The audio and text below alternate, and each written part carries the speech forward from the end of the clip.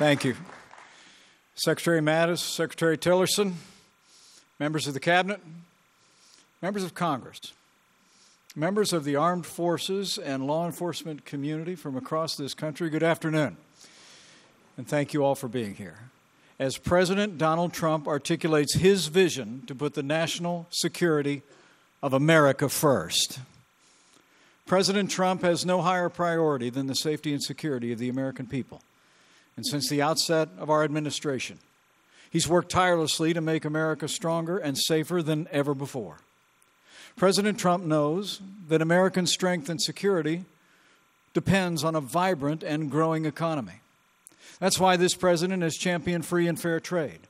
He's rolled back federal red tape in record numbers. He's unleashed American energy, and under President Trump's leadership this week, Congress will pass the largest tax cut in American history.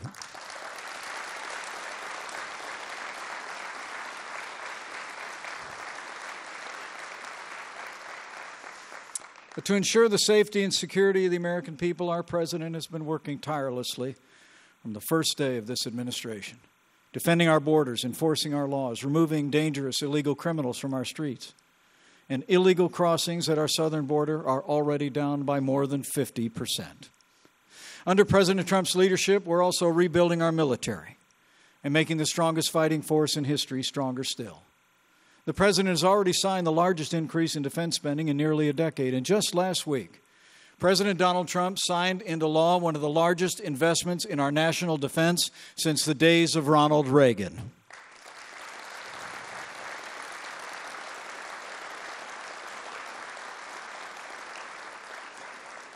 With renewed American leadership, we're achieving real results on the international stage. Our NATO allies are paying more toward our common defense.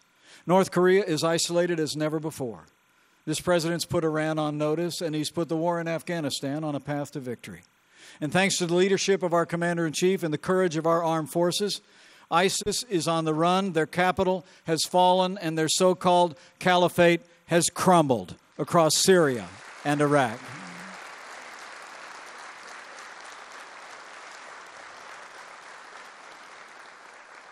In less than a year, President Trump has made enormous progress to promote peace through American strength. And today, President Trump will take another crucial step to ensure the safety and security of our country far into the future, as he announces to the American people and to our allies and adversaries across the wider world a national security strategy that puts America first. So with gratitude for his unwavering commitment to make America safe again, it is now my high honor and distinct privilege to introduce to you the 45th President of the United States of America, President Donald Trump.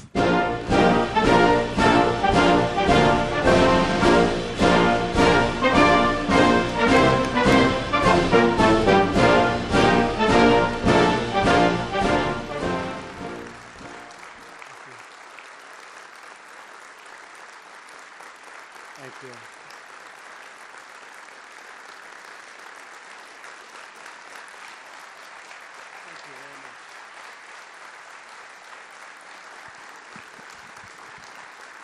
Thank you very much. Thank you, please. I want to thank Vice President Pence, along with the many members of my cabinet here with us today. I also want to thank all of the dedicated professionals, military, civilian, and law enforcement, who devote their lives to serving our nation. In particular, I want to recognize General Dunford and the members of the Joint Chiefs of Staff. Thank you, thank you, thank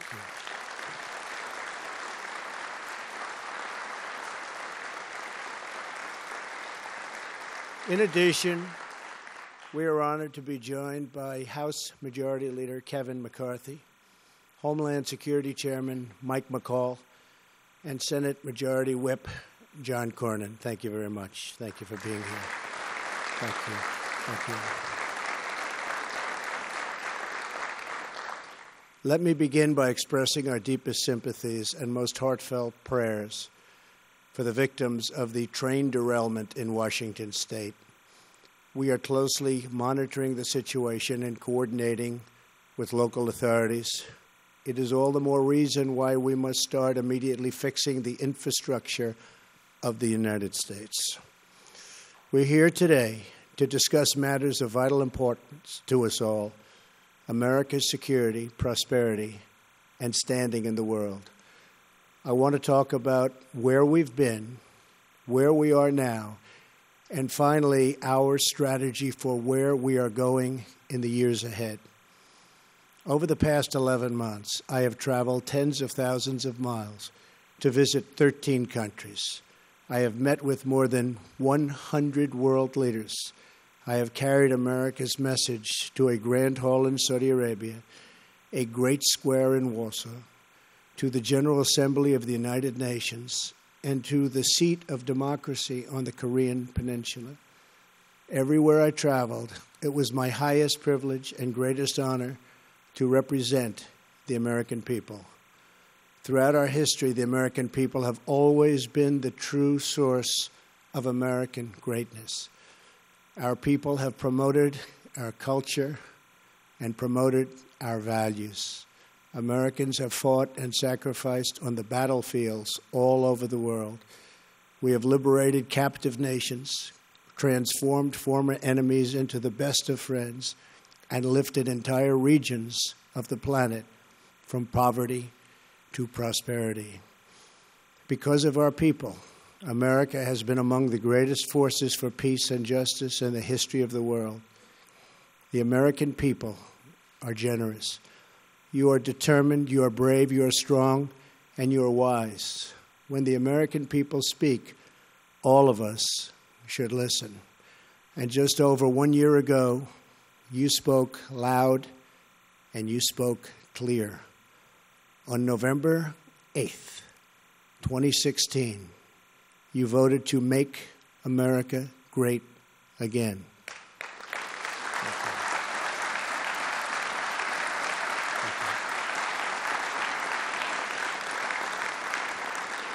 You embrace new leadership and very new strategies, and also a glorious new hope. That is why we are here today. But to seize the opportunities of the future, we must first understand the failures of the past.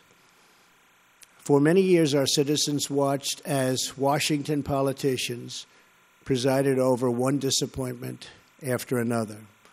To many of our leaders, so many, who forgot whose voices they were to respect and whose interests they were supposed to defend. Our leaders in Washington negotiated disastrous trade deals that brought massive profits to many foreign nations, but sent thousands of American factories and millions of American jobs to those other countries. Our leaders engaged in nation building abroad while they failed to build up and replenish our nation at home. They undercut and shortchanged our men and women in uniform with inadequate resources, unstable funding, and unclear missions.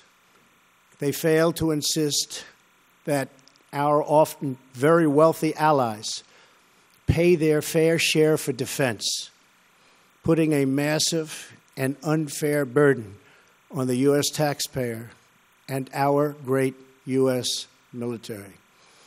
They neglected a nuclear menace in North Korea, made a disastrous, weak, and incomprehensibly bad deal with Iran, and allowed terrorists such as ISIS to gain control of vast parts of territory all across the Middle East. They put American energy under lock and key. They imposed punishing regulations and crippling taxes. They surrendered our sovereignty to foreign bureaucrats in faraway and distant capitals. And over the profound objections of the American people, our politicians left our borders wide open. Millions of immigrants entered illegally. Millions more were admitted into our country without the proper vetting needed to protect our security and our economy. leaders in Washington imposed on the country an immigration policy that Americans never voted for, never asked for, and never approved. A policy where the wrong people are allowed into our country and the right people are rejected. American citizens, as usual, have been left to bear the cost and to pick up the tab. On top of everything else, our leaders drifted from American principles. They lost sight of America's destiny, and they lost their belief in American greatness. As a result, our citizens lost something as well. The people lost confidence in their government and eventually even lost confidence in their future. But last year, all of that began to change. The American people rejected the failures of the past. You rediscovered your voice and reclaimed ownership of this nation and its destiny. On January 20th, 2017, I stood on the steps of the Capitol to herald the day the people became the rulers of their nation again. Thank you. Thank you.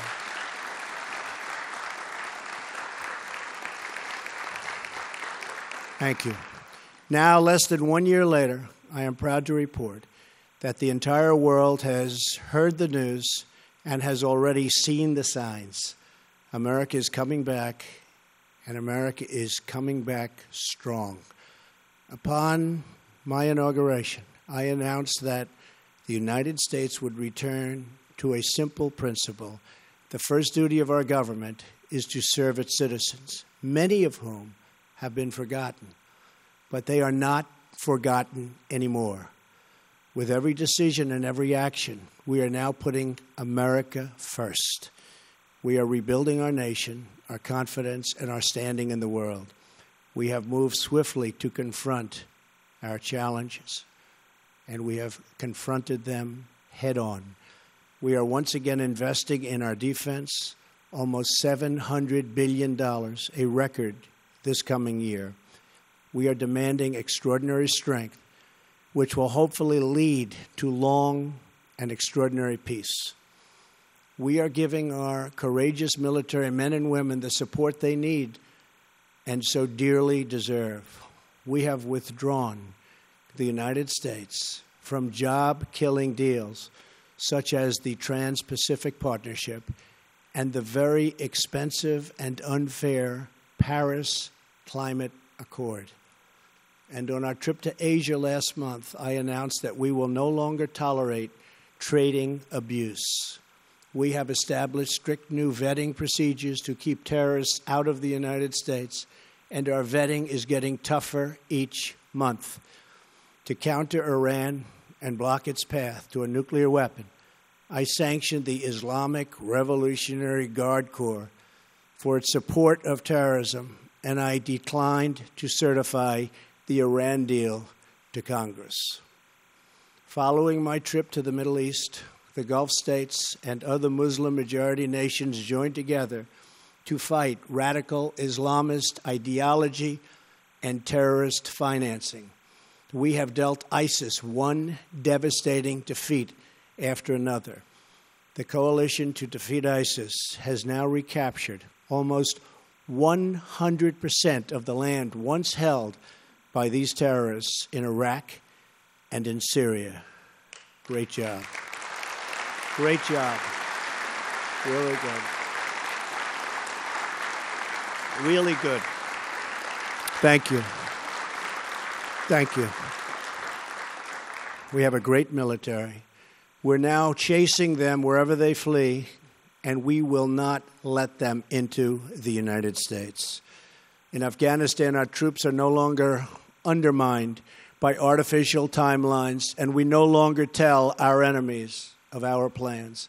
We are beginning to see results on the battlefield, and we have made clear to Pakistan that while we desire continued partnership, we must see decisive action against terrorist groups operating on their territory. And we make massive payments every year to Pakistan. They have to help. Our efforts to strengthen the NATO alliance set the stage for significant increases in member contributions, with tens of billions of dollars more pouring in, because I would not allow member states to be delinquent in the payment while we guarantee their safety and are willing to fight wars for them. We have made clear that countries that are immensely wealthy should reimburse the United States for the cost of defending them. This is a major departure from the past, but a fair and necessary one.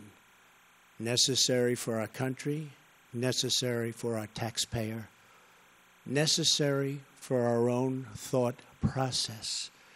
Our campaign of maximum pressure on the North Korean regime has resulted in the toughest ever sanctions. We have united our allies in an unprecedented effort to isolate North Korea.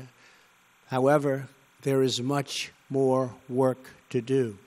America and its allies will take all necessary steps to achieve a denuclearization and ensure that this regime cannot threaten the world.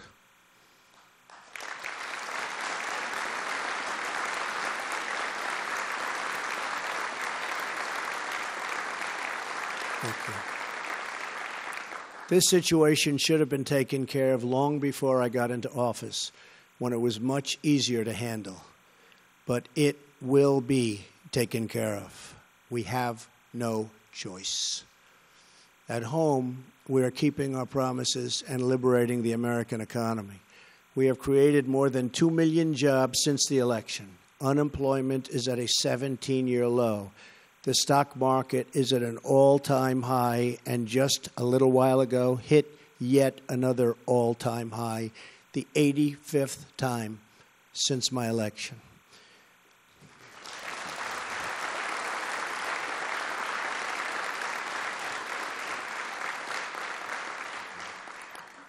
We have cut 22 regulations for every one new regulation, the most in the history of our country. We have unlocked America's vast energy resources. As the world watches, and the world is indeed watching, we are days away from passing historic tax cuts for American families and businesses. It will be the biggest tax cut and tax reform in the history of our country. Thank you. Thank you. Thank you.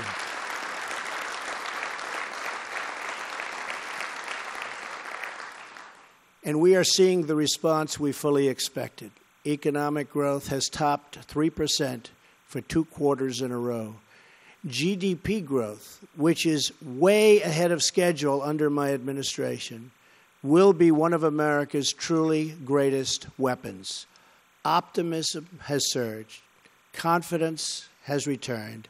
With this new confidence, we are also bringing back clarity to our thinking. We are reasserting these fundamental truths. A nation without borders is not a nation.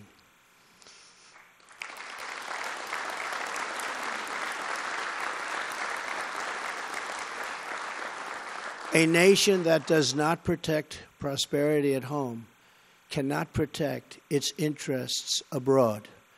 A nation that is not prepared to win a war is a nation not capable of preventing a war. A nation that is not proud of its history cannot be confident in its future. And a nation that is not certain of its values cannot summon the will to defend them. Today, grounded in these truths, we are presenting to the world our new national security strategy. Based on my direction, this document has been in development for over a year. It has the endorsement of my entire cabinet. Our new strategy is based on a principled realism, guided by our vital national interests and rooted in our timeless values. This strategy recognizes that whether we like it or not, We are engaged in a new era of competition.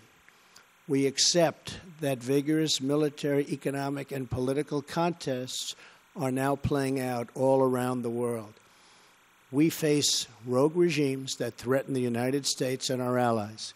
We face terrorist organizations, transnational criminal networks, and others who spread violence and evil around the globe.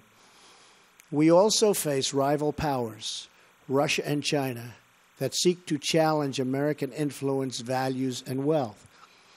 We will attempt to build a great partnership with those and other countries, but in a manner that always protects our national interest. As an example, yesterday I received a call from President Putin of Russia thanking our country for the intelligence that our CIA was able to provide them concerning a major terrorist attack planned in St. Petersburg, where many people, perhaps in the thousands, could have been killed. They were able to apprehend these terrorists before the event with no loss of life, and that's a great thing, and the way it's supposed to work. That is the way it's supposed to work. But while we seek such opportunities of cooperation, we will stand up for ourselves and we will stand up for our country like we have never stood up before. Thank you. Thank you.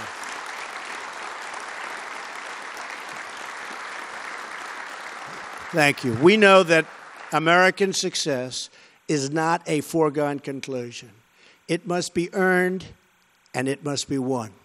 Our rivals are tough. They're tenacious and committed to the long term. But so are we. To succeed, we must integrate every dimension of our national strength, and we must compete with every instrument of our national power.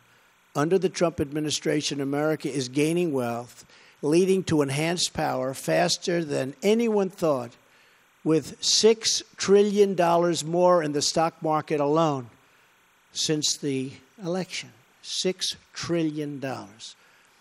With the strategy I am announcing today, we are declaring that America is in the game and America is going to win. Our strategy, thank you.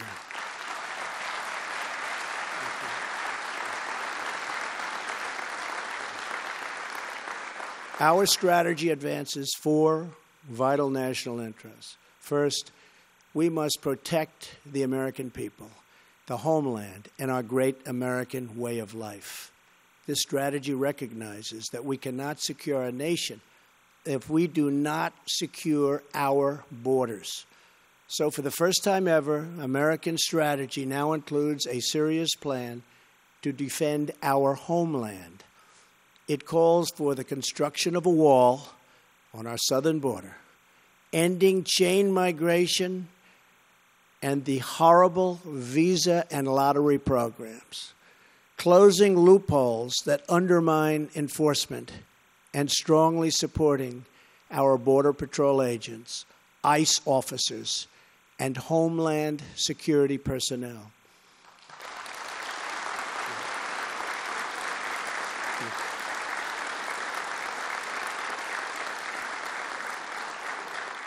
In addition, our strategy calls for us to confront, discredit, and defeat radical Islamic terrorism and ideology, and to prevent it from spreading into the United States.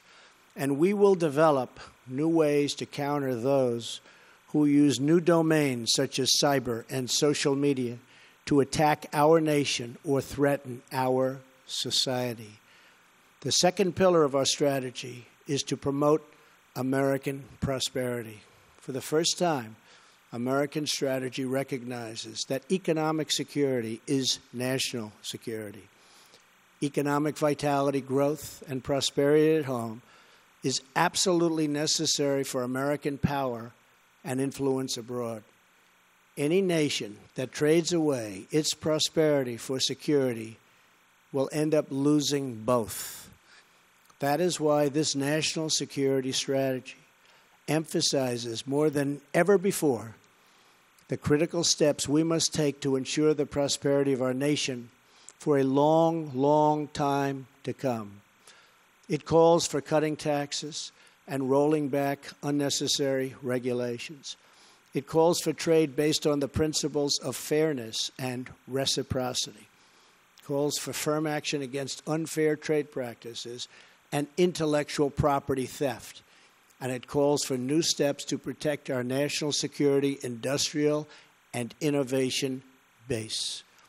The strategy proposes a complete rebuilding of American infrastructure, our roads, bridges, airports, waterways, and communications infrastructure. And it embraces a future of American energy dominance and self-sufficiency. The third pillar of our strategy is to preserve peace through strength.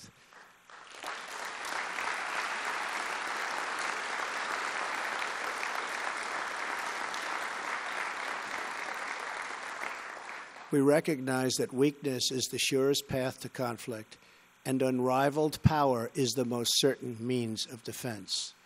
For this reason, our strategy breaks from the damaging defense sequester. We're going to get rid of that.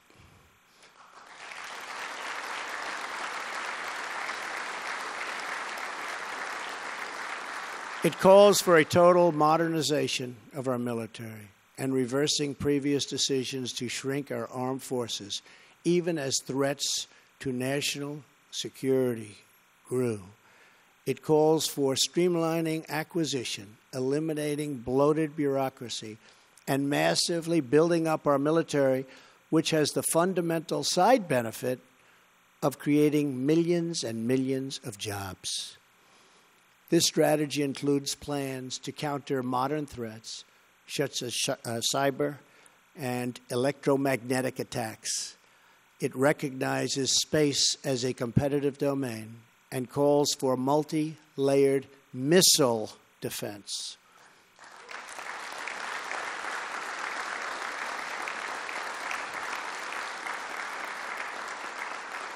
This strategy outlines important steps to address new forms of conflict, such as economic and political aggression.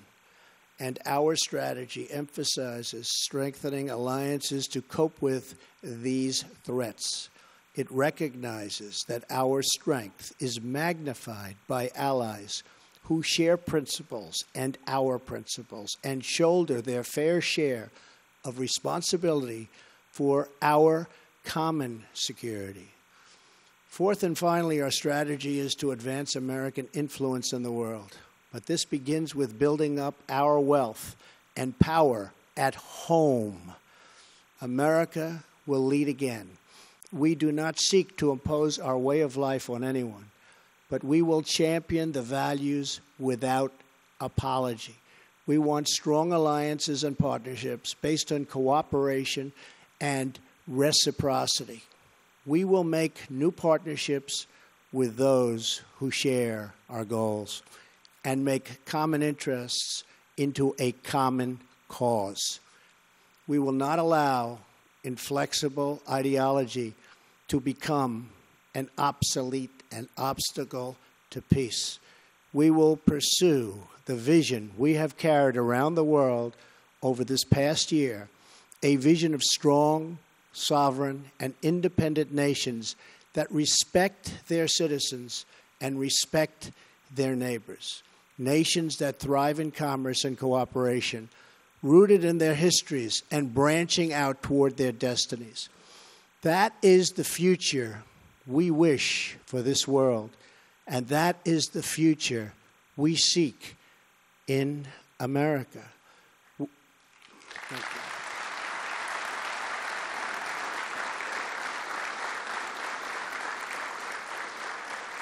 you. With this strategy, we are calling for a great reawakening of America, a resurgence of confidence, and a rebirth of patriotism, prosperity, and pride.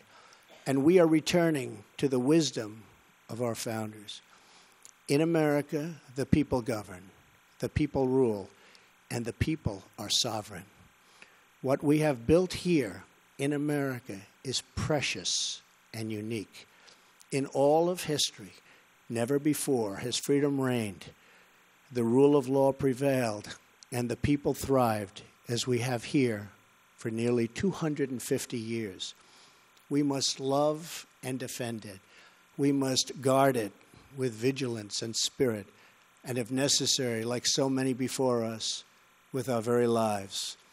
And we declare that our will is renewed, our future is regained, and our dreams are restored. Every American has a role to play in this grand national effort. And today I invite every citizen to take their part in our vital mission. Together, our task is to strengthen our families, to build up our communities, to serve our citizens, and to celebrate American greatness as a shining example to the world. As long as we are proud, and very proud of who we are, how we got here, and what we are fighting for to preserve, we will not fail. If we do all of this, if we rediscover our resolve and commit ourselves to compete and win again, then together we will leave our children and our grandchildren a nation that is stronger, better, freer, prouder, and yes, an America that is greater than ever before. God bless you. Thank you very much. Thank you.